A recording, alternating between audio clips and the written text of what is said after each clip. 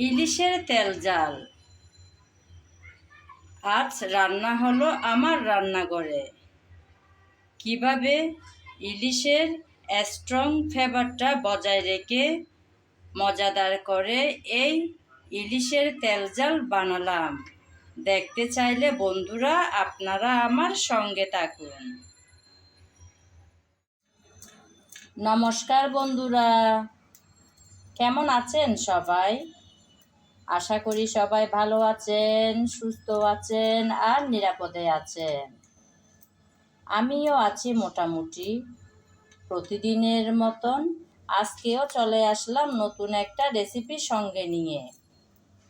আজকে হবে ইলিশের রান্না, তাই নিলাম ইলিশ মাছ।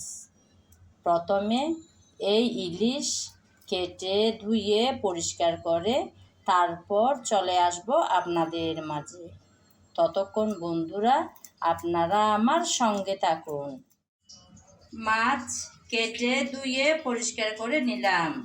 এবার রান্না করার পালা। রান্নাটা বসাবো বলে চুলায় বসিয়ে দিলাম একটা প্যান।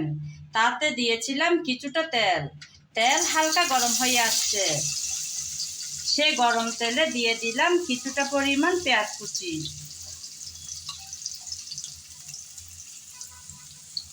নেড়ে চেড়ে পেঁয়াজ কুচি হালকা ব্রাউন কালার করে ভেজে নেব।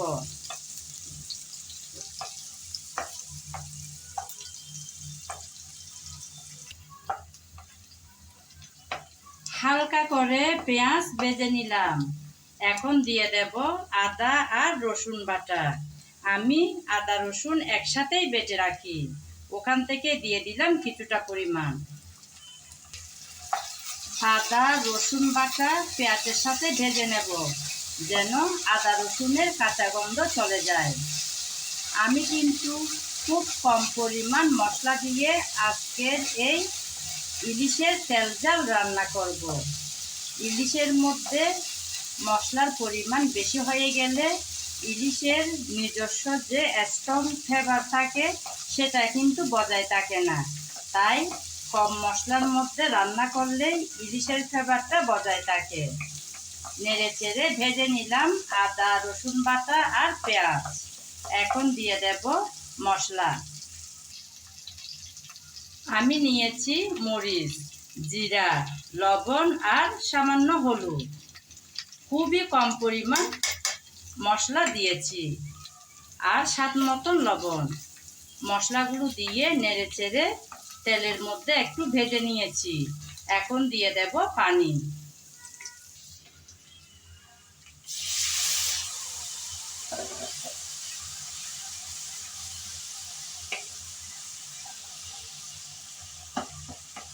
মশলা যাতে পুড়ে না যায় দিয়ে দিলাম পানি। পানিটুকু দিয়ে নেড়ে চেড়ে কিছুক্ষণ সময় ধরে ভালোভাবে এই মশলা কষিয়ে নিতে হবে। আমি কিন্তু আমার রান্নার ভিডিওতে সব সময় একটা কথা বলে থাকি, অর্থাৎ রান্নার ভালো স্বাদ আসে ভালোভাবে কষানোর উপর। যেমন সুন্দর কালার, সুন্দর ঘ্রাণ, ভালো স্বাদ তিনটাই কিন্তু আসে ভালোভাবে কষিয়ে নেওয়ার পর। তাই এই কষানোর কাজটা খুব যত্ন সহকারে করে নিতে হবে।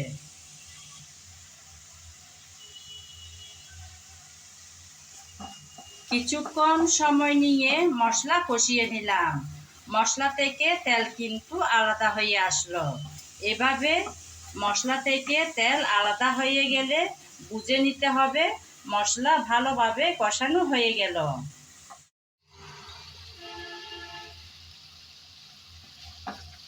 কিছুক্ষণ সময় নিয়ে মশলা ভালোভাবে কষিয়ে নিলাম। দেখুন বন্ধুরা, মশলা থেকে তেল কিন্তু একদম আলাদা হয়ে আসছে।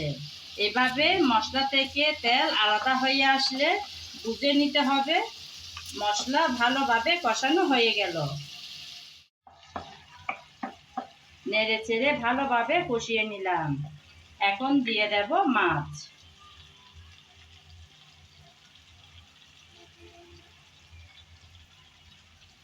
আমি মাছের লেজা, মাথা আর পেটের পিস সব একসাথে রান্না করে নিচ্ছি। আপনারা আপনাদের পছন্দ মতন যে কোনো পিস ব্যবহার করতে পারেন।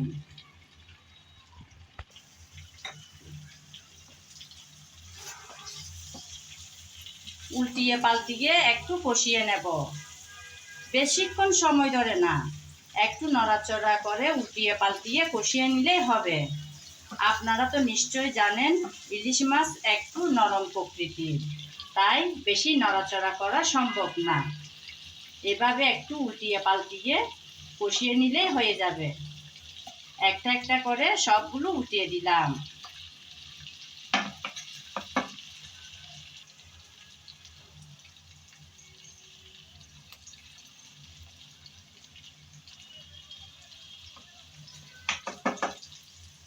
কিছুক্ষণ সময় নিয়ে মাছ কষিয়ে নিলাম।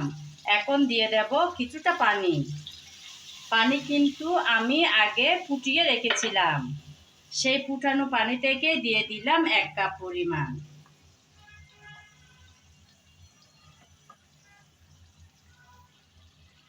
পানি দেওয়ার পর আবারও উল্টিয়ে পাল্টিয়ে দিচ্ছি, যেন দুটো সাইড ভালোভাবে তাড়াতাড়ি সিদ্ধ হয়ে আসে।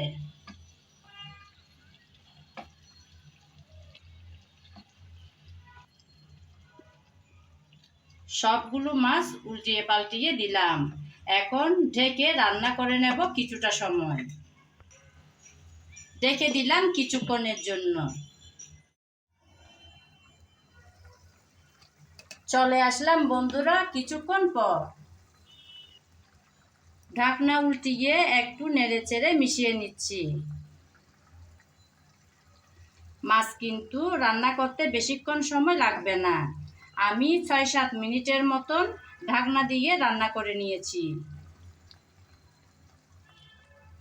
এখন একটু নেড়েচেড়ে মিশিয়ে নিলাম। এখন দিয়ে দেব কয়েকটা কাঁচামরিচ, সামান্য করে চিড়ে দিয়েছি, যেন সুঘ্রাণ বের হবে, খুব বেশি ঝাল হবে না। এবার দিলাম কিছুটা ধনেপাতা কুচি।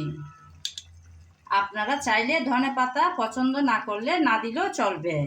ইলিশ মাছের ফ্লেভারটাই বেশি ভালো লাগে। আমার হাতের কাছে ছিল বিদায় দিয়ে দিলাম সামান্য করে। এখন আবারও ঢাকনা দিয়ে বসিয়ে রাখবো 3-4 মিনিটের জন্য। ফিরে আসবো কিছুক্ষণ পর।